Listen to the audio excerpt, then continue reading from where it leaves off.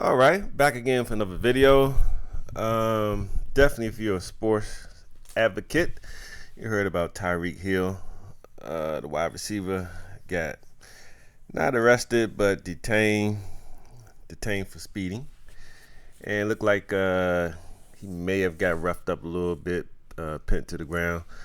Short video, so let me just play it first, then I'll come back and give my full synopsis. No way.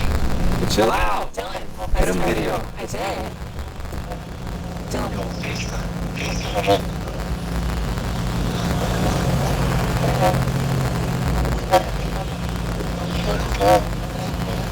Do what?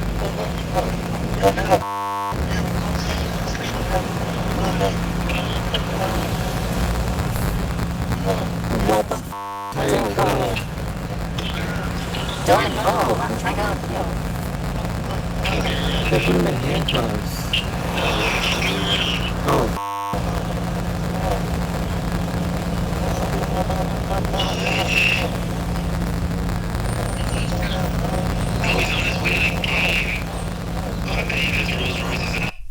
So there's a whole lot of big cars there. Of course, you know, this is other football players.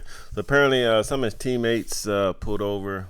I forgot his name, but he got put in handcuffs, and he had a little interview saying he didn't know why he was detained. But you know how it is when somebody's arrested and you pull up to the scene, cop like to arrest everybody that, you know, they say you're impeding their investigation, stay back 20 feet. So there was another Miami football player that got detained, put in handcuffs as well. So of course, you know, we don't have the body cam. There's a lot of rumors about what actually happened. Apparently, he was allegedly speeding. Okay, so we'll assume that he was speeding of some sort. There's definitely a big rumor about how fast he was going. Like the big rumor out there is he was going 100 miles per hour in a 30 miles per hour zone. Of course, that's pretty fast. If he was going that fast. Now, where he was stopped with all these people walking, I'm pretty sure he wasn't doing 100 miles an hour on that street. Of course, what we see is where he got stopped at, not necessarily where he was allegedly speeding at.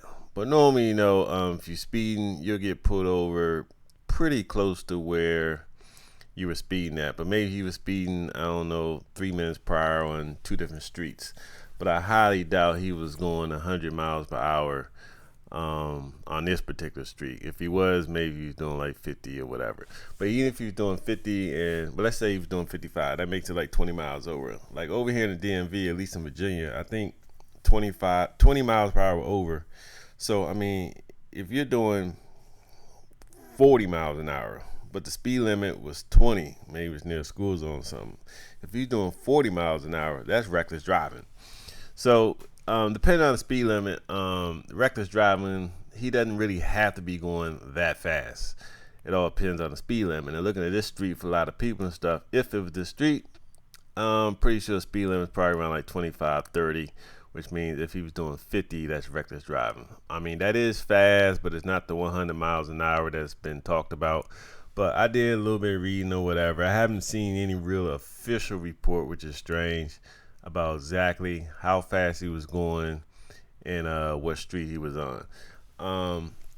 The main problem with this, a lot of people, you know, I guess the guy has a pretty bad, well, he has a criminal history. Let's put it like that.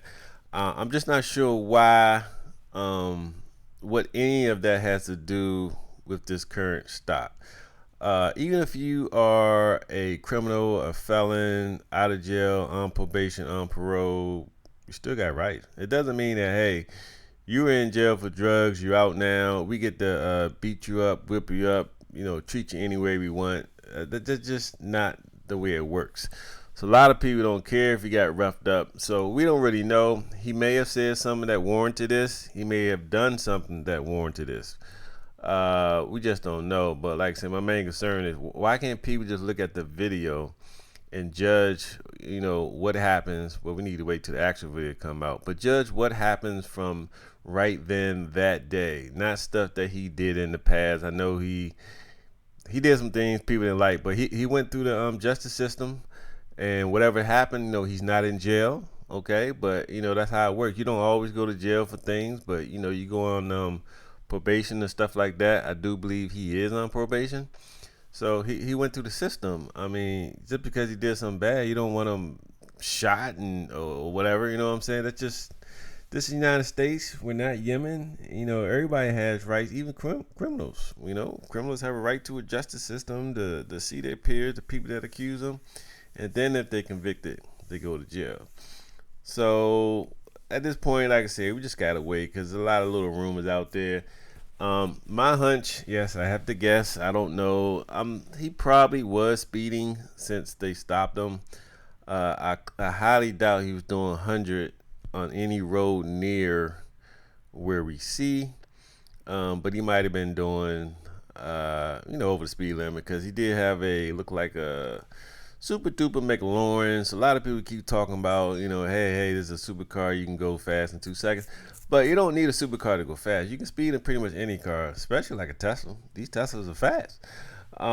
So you don't have to have a supercar to go fast. And people look at his car and they're like, oh, he was doing 150, blah, blah, blah. I mean, every car I know can do over 100 miles an hour. You just might not get there in 5 seconds.